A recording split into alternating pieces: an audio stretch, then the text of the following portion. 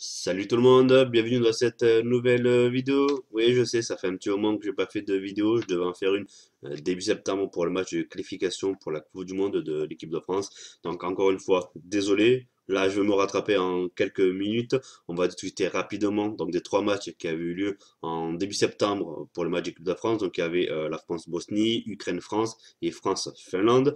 Ensuite, on va passer rapidement sur les deux matchs de la Ligue des Nations, demi-finale et finale de la Ligue des Nations, qui ont eu lieu le 7 et 10 octobre dernier, si je ne me trompe pas.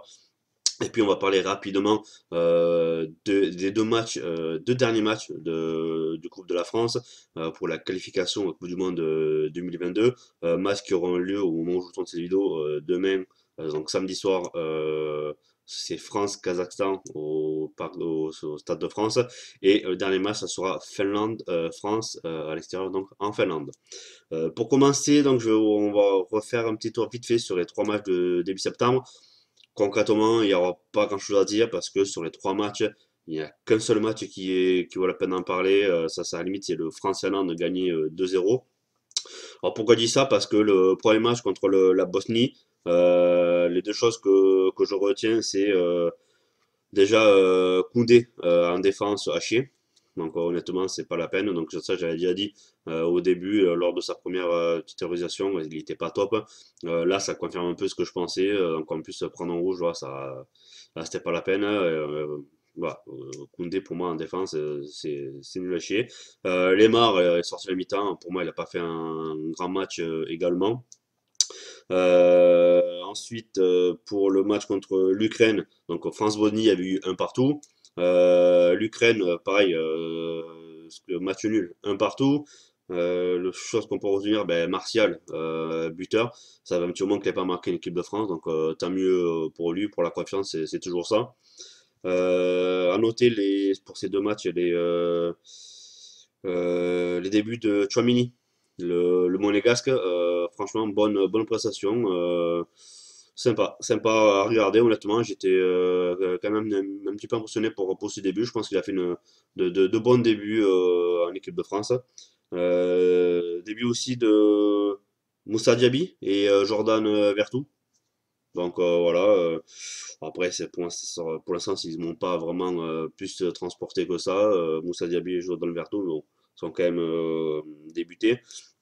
Le troisième match, ben, pour moi, c'est le troisième match et c'est là où j'ai plus à dire parce que le match est gagné 2-0 contre la Finlande.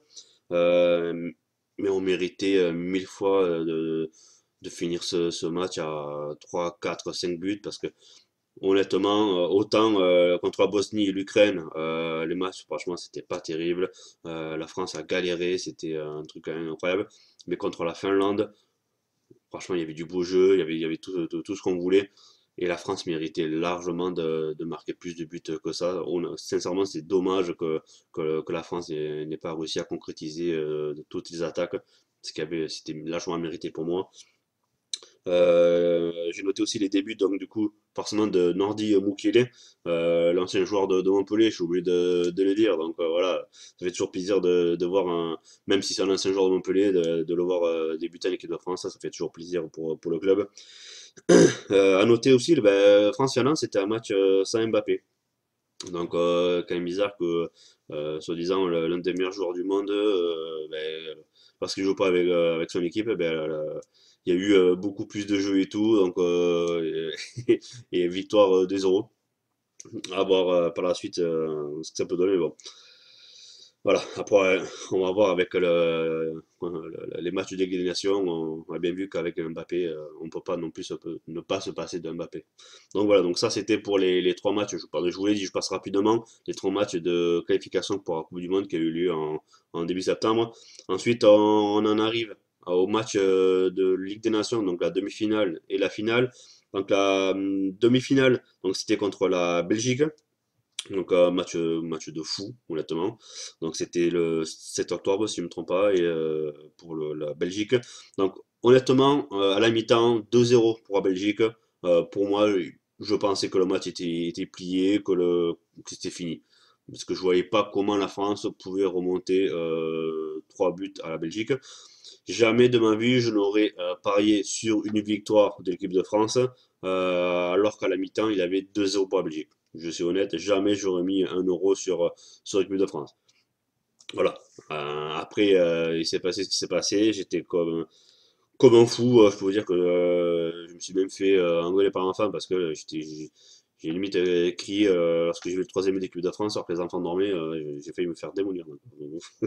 Donc pour vous dire qu'après j'étais comme un fou devant la télé.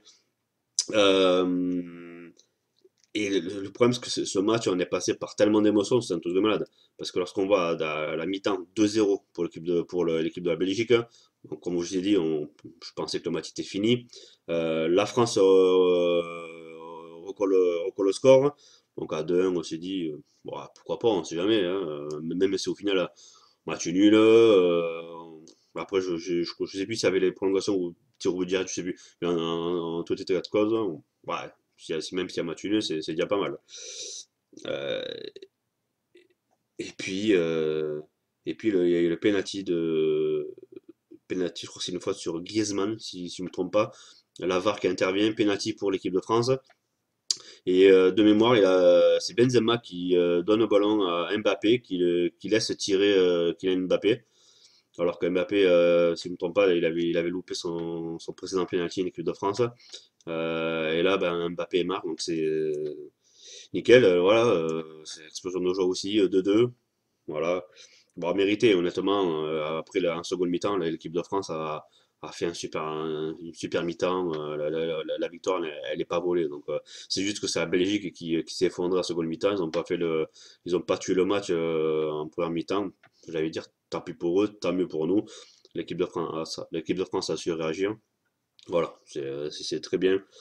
Et ensuite, 2-2, et vient l'action où la Belgique marque par Romeo Lukaku, et la VAR décide d'annuler le but pour un hors-jeu d'un de ses partenaires, je crois que c'est Carrasco, il me semble, qui est hors-jeu. Du coup, l'arbitre annule le penalty. Donc on revient à 2-2. Et derrière, ben, l'équipe de France qui marque le troisième but par l'intermédiaire de Théo Hernandez, qui marque là son premier but. C'était son deuxième match, me semble-t-il. Euh, Bah, après, en plus, pour moi, il a fait quand même un assez bon match dans l'ensemble. Et le fait qu'il marque à la toute fin et qu'il offre la victoire à l'équipe de France, honnêtement, c'était inespéré. C'est un match inespéré. Mais il ne faut pas oublier que la première mi-temps, l'équipe de France, elle était inexistante. On prend deux buts. Voilà, c'était un truc de fou. La comparaison entre la différence entre la première mi-temps et la seconde mi-temps, c'est assez effarant la différence de niveau. Donc victoire en demi-finale contre la Belgique, tant mieux pour nous, hein. Et ensuite arrive donc la finale contre l'Espagne. Ouais, c'est ça, l'Espagne. Donc, qu'est-ce que je peux dire sur la finale? Euh, Bah, comme d'habitude, j'ai envie de dire ces derniers matchs, bah, l'ouverture du score contre nous, on concède l'ouverture du score. Je trouve qu'on concède l'ouverture du score trop souvent à mon goût. Et l'équipe de France est obligée de réagir par la suite, alors qu'avec l'équipe qu'on a, on pourrait très bien concrétiser nos actions d'entrée, et pas obligé de réagir à chaque fois. Donc l'Espagne marque le premier but. Euh, mais derrière, on a l'égalisation de Benzema quasiment dans la foulée, mais un but sensationnel, honnêtement, c'est un truc de fou. Cette frappe qui met dans le lucarne du gardien. Je crois que le gardien la touche légèrement, si je ne me trompe pas. Et je crois qu'il met dans le vent, je crois que c'est Aspilicueta, si je ne me trompe pas. Mais une frappe, mais elle est monumentale, c'est un truc de fou. Et le fait qu'il marque juste après l'ouverture du score contre l'Espagne, honnêtement, ça soulage parce qu'on se dit, punaise, en finale contre l'Espagne, même si c'est pas la grande Espagne d'il y a quelques années, championne d'Europe et championne du monde, c'est quand même une grande nation. Et là, on se dit, punaise, hein, c'est bête d'avoir fait un match contre la Belgique comme ça et ensuite de perdre contre l'Espagne là. C'était quand même dommage. Donc Benzema qui égalise sur un but magnifique.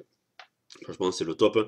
Et après, il y a eu ce but, donc le but litigieux, on va dire, de Kylian Mbappé, parti à la limite du hors-jeu, qui dribble le gardien et qui marque dans le but. Donc ce but a fait couler beaucoup d'encre. Mais ouais, j'ai regardé plein d'émissions qui parlaient de ce but. Bon, a priori, le but serait valable selon les arbitres qu'ils ont interrogés. Il y a une règle qui stipule suivant la place du défenseur. Donc voilà, qu'en gros, Kylian Mbappé, il a marqué le but qui était valable. Que, voilà, tant mieux pour nous, ça fait du bien. Victoire contre l'Espagne. Bon, on rapporte la Ligue des Nations.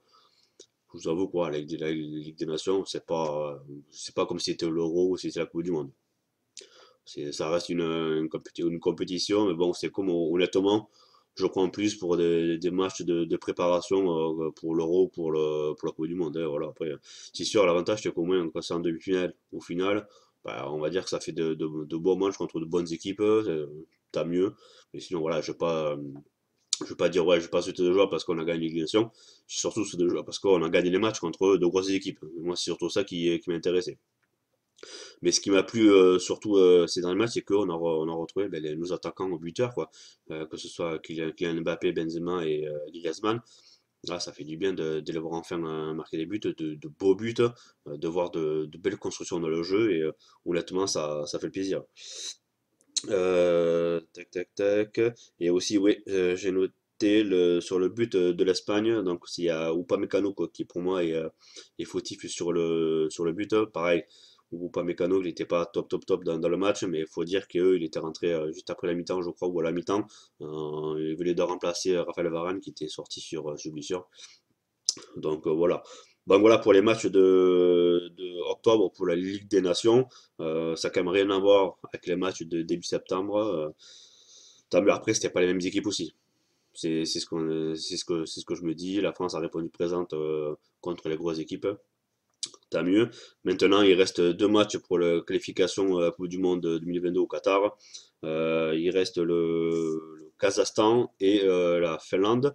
Donc, je regardais un peu. Donc, pour le Kazakhstan, pour être qualifié pour la Coupe du Monde, il suffirait une victoire contre le Kazakhstan, ou alors un match nul.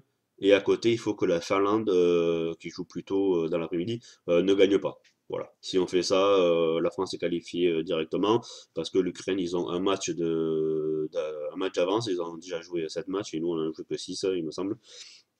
Et là, actuellement, sont à 3 points derrière nous, si je ne me trompe pas. Donc, honnêtement, la victoire contre le Kazakhstan, c'est largement faisable. Le match nul, c'est encore plus faisable. Mais à côté, bon, il faut que la Finlande ne gagne pas. Honnêtement, pour moi, je serais déçu, je dois l'avouer, si la France ne se qualifie pas pour la Coupe du Monde dès samedi soir contre le Kazakhstan, qui pour moi est une équipe vraiment largement à notre portée. Pour l'équipe probable que le Deschamps va aligner. Donc il compte aligner Lloris dans les cages. Donc il va reconduire les trois défenseurs, trois à l'arrière et ensuite deux milieux sur les côtés là. Donc l'arrière il veut mettre Koundé, Upamecano et Lucas Hernandez.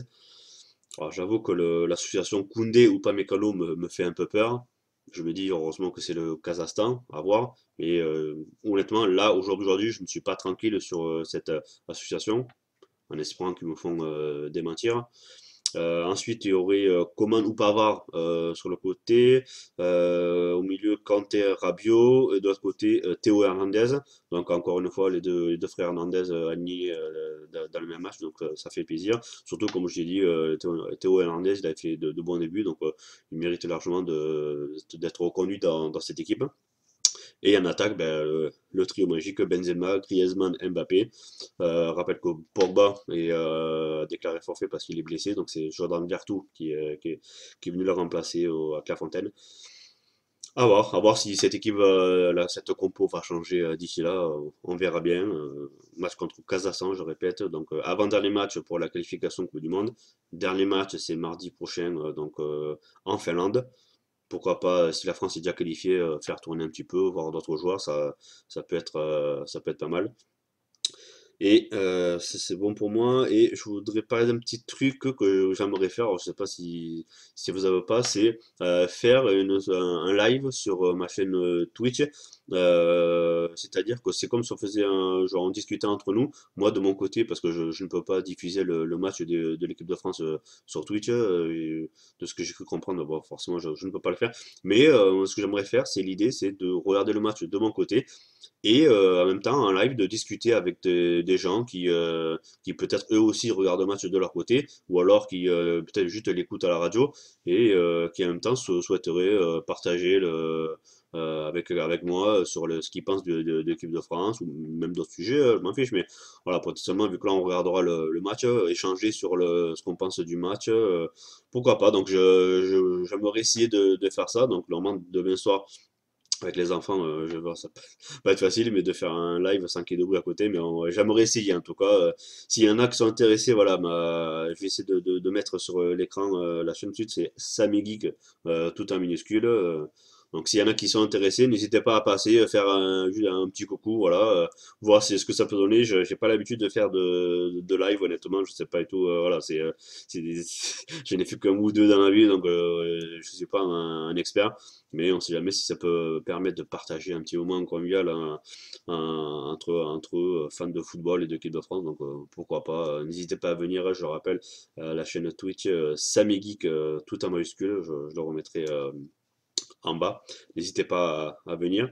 Je verrai du coup pour refaire une petite vidéo après pour ces deux derniers matchs contre le Kazakhstan et la Finlande, en espérant qu'on soit qualifié quand même pour la Coupe du Monde. Sinon, ça serait une énorme désillusion. Donc là, à mon avis, Deschamps, je pense qu'il fera pas long feu parce que déjà que c'était assez chaud pour lui, à mon avis, avec les deux derniers matchs. Il a dû serrer un peu les fesses. Donc je serais déçu qu'on soit pas qualifié. Bon, après moi, maintenant, et puis rien qui m'étonne.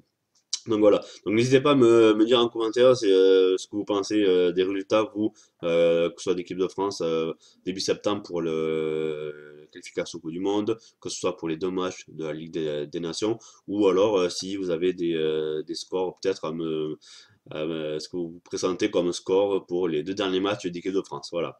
N'hésitez pas à me dire ça en commentaire, je serai ravi, comme d'habitude, d'y répondre. Merci à vous d'avoir suivi cette vidéo. Je vous dis à très bientôt, peut-être samedi soir sur un live Twitch si j'ai réussi à le faire. S'il y en a qui veulent passer, surtout, j'ai dit, n'hésitez pas.